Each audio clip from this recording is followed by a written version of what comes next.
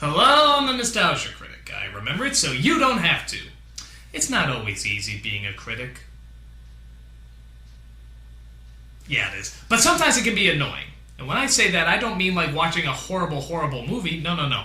I mean watching an incredibly boring movie. And I mean boring. Case in point, let's take a look at Warriors of Virtue. If I told you this was about a little boy who takes a journey to a fantasy world where kangaroos know martial arts, you'd say, that sounds like shit, but at least it would keep my attention, right? Wrong. This movie is beyond unentertaining. It's just a pain to sit through. I'd rather watch paint dry while keeping an eye on grass growing while watching a TV show with Mr. T, Hulk Hogan, and Bruce Campbell filing their taxes. It is that boring. So, what makes this an unbelievable doll fest? Well, pull up a pillow and let's find out.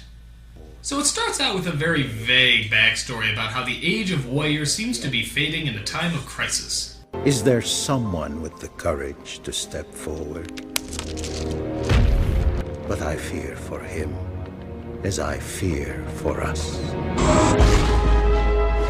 Okay, this doesn't seem too bad. An action-packed adventure that promises lots of excitement. Warriors of Virtue! Thrilling suspense, mind-boggling fantasy, and cozy confines of middle-class suburbia. Ooh! So we come across a kid named Ryan, reading probably the worst-drawn comic book in the history of comic books. I guess all the heroes are mute, too, because there isn't one single word bubble on any of those pages. Sheesh, what will Linkara say? I'd say it's an insult to comic readers everywhere. Now let me tell you why. So we go from reading comics on the John to the sizzling of shrimp in a stir-fry.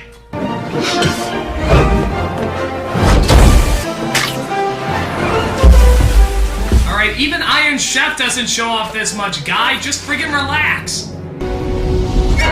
Okay, do you really need to jump kick the faucet? I mean, is it absolutely necessary? Where's Chef Ramsay when you need him? You donkey! So I guess Ryan is friends with the chef. I don't really know how that happens, but okay. As the chef tells him about the mystical brouhaha about being a master of something or other. Let go of your limitations, Ryan. Imagine a world beyond anything you've ever seen.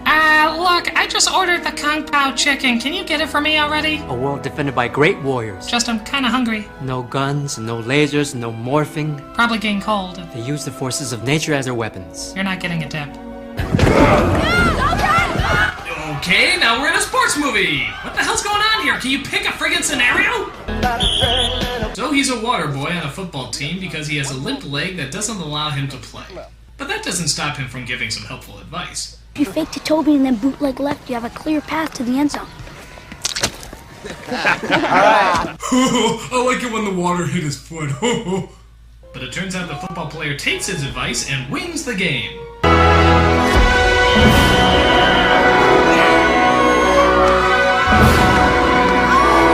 Okay, we officially entered into a different movie.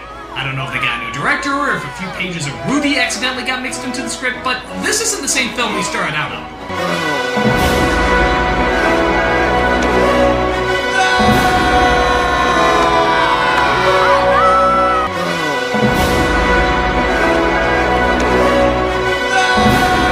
So after that, ending to another film, Ryan points out how he helped the football player. So the tough guy tries to find a sneaky way to return the favor. You want to hang out with us tonight? Yeah, sure. Cool. We'll be around the Orno Tunnel about 8 o'clock. Great, we'll be there. All right. It's a trap! So it goes back to every kid's favorite hotspot, the Chinese kitchen, where he gets in trouble misunderstanding what one of the chefs is saying. 哎，你什么时候进来的？啊，谁让你进来的 ？Sorry， 你小兔崽子，你看你缺了缺气的，碰着你怎么办？吃饭到前头去吗？ Look, I'm sorry, okay? 讨厌的小兔崽子，成天他妈跟你起哄他妈的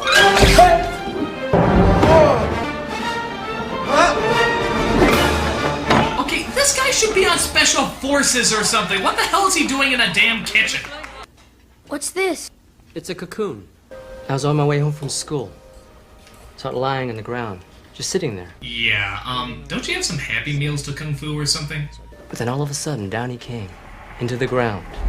Whoa! The kitchen is on fire! Stop telling that kid the stupid story and help us! I was like you once. Never felt I was good enough. Always wanted to be like someone else. This is Tao. You mean Tao? The word that's spelled like Tao but pronounced like Tao except by people that know absolutely nothing about Chinese? Idiot! So they meet at the location the football player was talking about as they go into a tunnel to play some sort of dare. I bet they're gonna caught me. By the way, who just randomly waves their flashlights like that?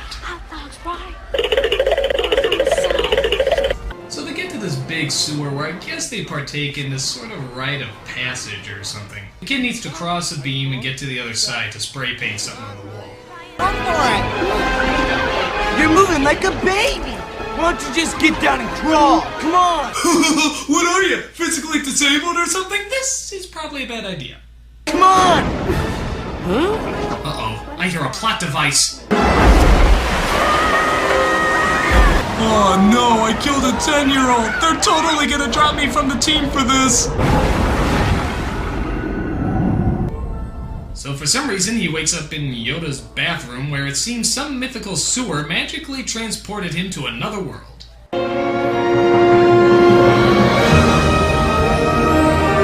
Oh no, he's in Fern Gully! Ah! So he looks around the whimsical world when he suddenly comes across a very interesting looking character.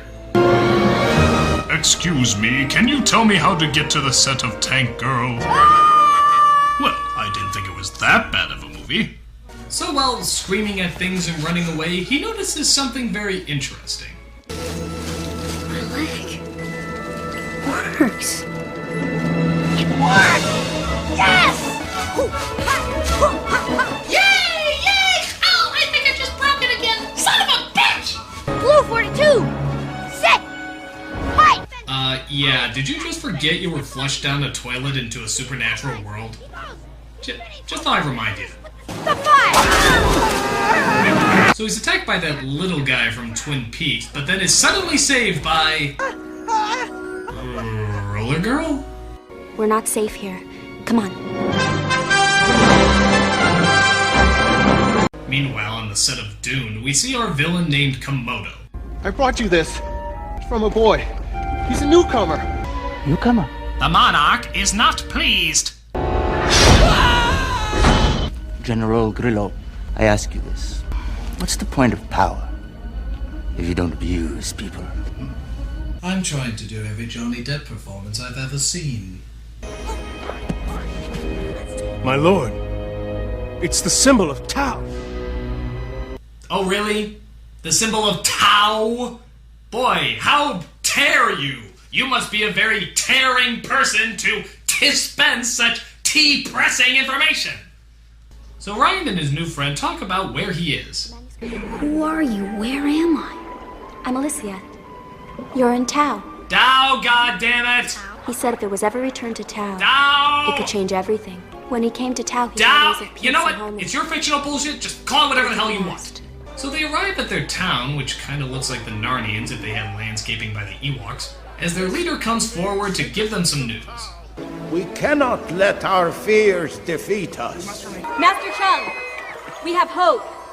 A newcomer has arrived. He's too small to be a newcomer. Houston, we have a problem.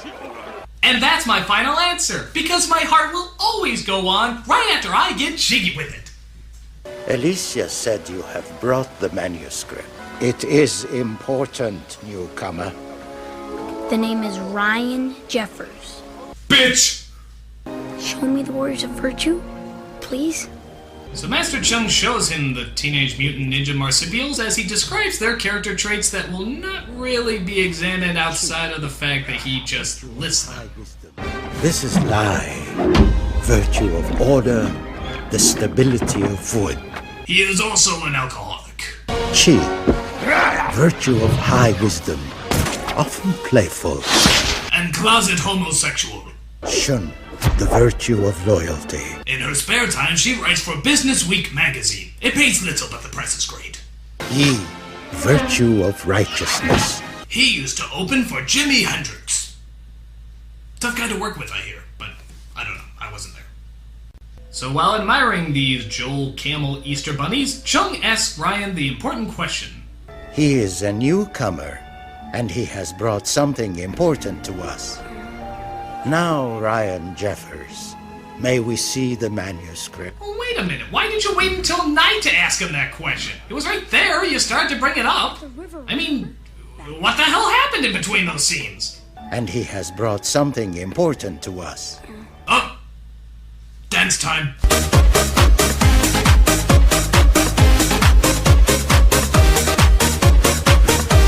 Yun knows where it is. If the newcomer was saved at the river, it would have been Yun. Dr. Claw is right. It was probably Yun. So we get a scene of Elissa and Ryan chatting. What are you thinking about? Home. I wonder if my mom and dad are worried about me. I wish I'd known my mother and father. That sucks. They died just after my brother and I were born. Master Chung looked after us. So one boring backstory later, she takes him to some old memorial where all these statues stand. But after the war in Tao started... Isn't this just riveting? All this was built in honor of the Rus. During the Old Order, they were revered by everyone. But after the war in Tao started... Why'd Yun leave everyone? He killed someone in a battle. So what? It was a battle. People die. It was a life! Whoa! Fucking psycho. Someday you'll understand. Understand what? You remind me of my brother. He's always... Getting kidnapped? Wait a minute. Ryan? So the bad guys tried to kidnap Ryan when they were approached by Yun, the warrior of virtue who broke his vow by killing someone, so he doesn't fight anymore. Yes, he doesn't fight anymore! All these flips, kicks, and punches he's throwing right now? Yeah, he doesn't do any of that. It's a shame, because it looks like he's really good at it. But nope, he broke his vow and would never just turn his back in a millisecond because his honor means too much to him. By the way, what's with the blurry vision? Is the secret to outwitting your opponent cutting frames? I will destroy you along with the other Power Rangers! So Yun, who swore he would never fight again, is now fighting again, as the other mutilated Ron Perlmans welcome him back. Thank you, Ryan! Lose it!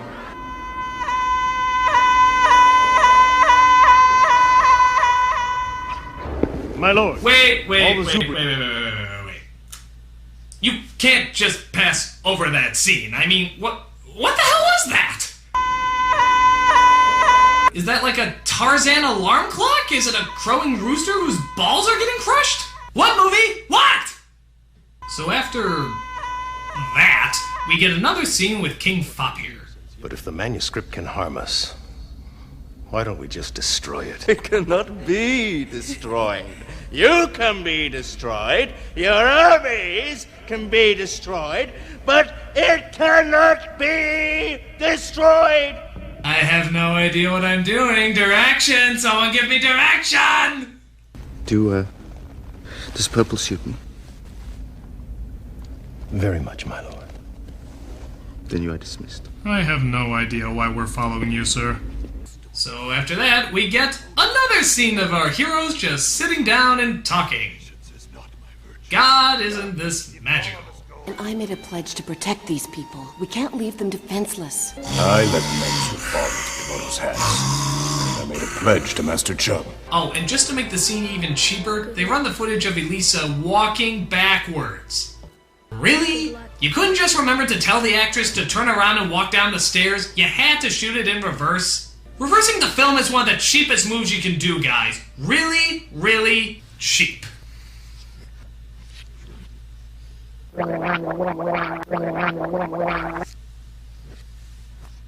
Meanwhile, at the home of the Honey Nut Cheerios bee, we see that Alicia is a traitor who's planning to betray her fellow friends.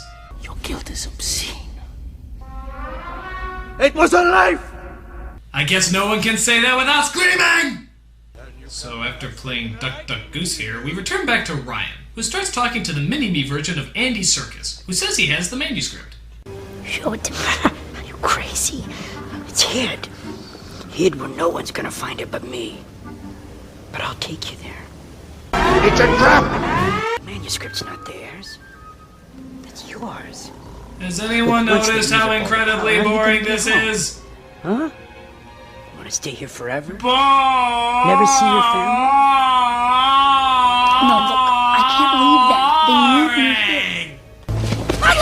Oh, and he's captured again. Gee, I sure hope there's someone to rescue him, making this moment entirely pointless. And the boredom comes full circle. Komodo's lies have blinded your vision. You know, I don't think that blurry vision is gonna make two people talking seem more exciting. It's still boring. So we cut to the warriors as they plan to sneak into Komodo's palace to get the book back. Jan, it's too easy. It's a trap! Alicia, what are you doing here? Oh, are you really that surprised, Jan? Shaw, like it was alive. Thank you for hanging around. Yes, I just said that line. We at the World of Tao have no cinematic shame. You come uninvited into my lair, animals that you are, and I'll enjoy your life spring for dessert! No! Yes! Now allow me to continue shouting at random! So he tries to drop them in a mechanical slicer and dicer, but they manage to escape. So you think this would mean the action is on, right? No! We still have more scenes of pop Tao philosophy. What matters is not what you gain there, but in your heart. You know what? Screw it. I'm just gonna see how the bears are doing. I want it to be strong, like it is now. Do you consider the warriors of virtue strong? Those like Komodo use negative kong to kill and destroy. Damn those panthers! But Komodo finally arrives to turn up the heat. What is this guy's problem? Is he just hyped up on ecstasy? Why are you even intimidated by him? The guy's hilarious. It's like he gets sillier and sillier as the movie goes on.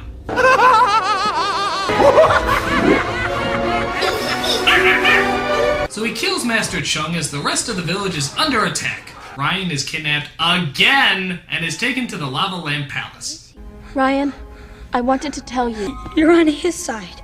You're a traitor. No! Listen to me, Ryan. Let me explain. It was a life! That's all I got. Please, listen. Oh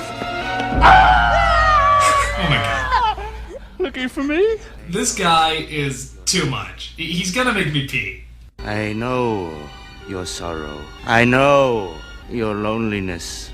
Look at me! Look at me! I'm off my bipolar depression pills. Oh. I am proud to be your destiny.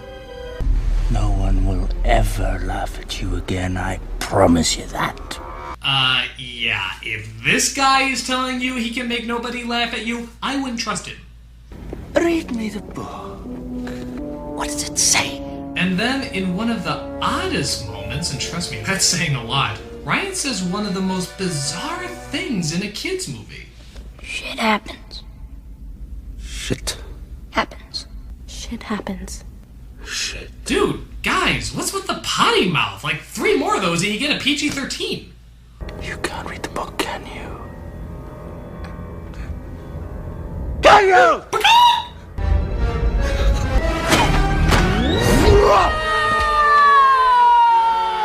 Subtle! So Ryan gets away, Alicia is killed, and Komodo keeps mugging. I want him alive! I love this guy. Why doesn't he have his own Saturday morning cartoon show? So Ryan escapes an entire army of soldiers as Komodo follows him to the captured village. So he inspires the rest of the fish-lipped donkeys to whip out their stale macaroni and cheese swords and battle Komodo for the final time. You've come uninvited into our life spring, Komodo. This is our home. Warriors, come out and pray! Alright, it's official. This guy is one of the missing Looney Tunes. But it turns out Komodo has a surprise! Oh, no.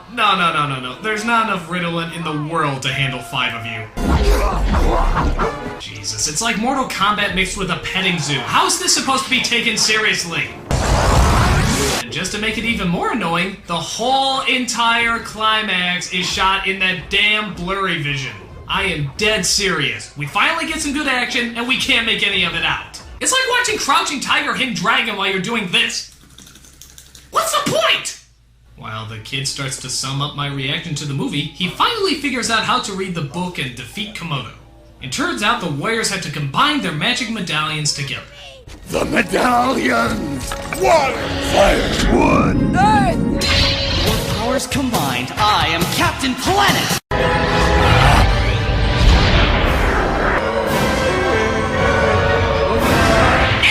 I have so much more scenery to chew!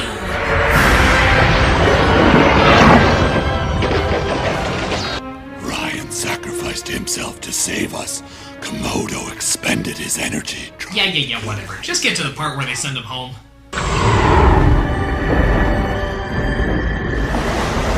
Are you in or out, Jeffers? Oh no, the movie's starting over again! Ah! So this time around, he doesn't cross the beam and instead goes home. Good God, I've never been more relieved to see boring suburbia. So Ryan goes home, kisses his mother goodnight, and then takes another look at the cocoon from earlier. Huh, I guess they forgot to write this into the story. Hey, Bravo. Do you want to hear about Tao? Huh? You mean Tao, you dumb shirt? So that's Warriors of Boredom, I mean Virtue. And I have to admit, for a movie about martial arts kangaroos that battle an overactor in black mascara, I'm pretty underwhelmed. It's just boring in every comprehension of the word. The kangaroos have no character, the kid is not interesting, the philosophy is phoned in, the world is unimaginative. Only thing I kind of like in this movie is that weirdo villain. And that's just because he's so over-the-top bad. Now to be fair, this guy has done a lot of good serious work, like in Braveheart, Titus, and so forth. So I really credit this more to bad directing than bad acting. But hey, at least it was entertaining, which is more than I can say for the rest of this stupid film. My advice, if you really want to see this film, just watch Kangaroo Jack and Enter the Dragon, both at the same time while doing this. That at least would be more entertaining. I'm the Nostalgia Critic, I remember it, so you don't have to.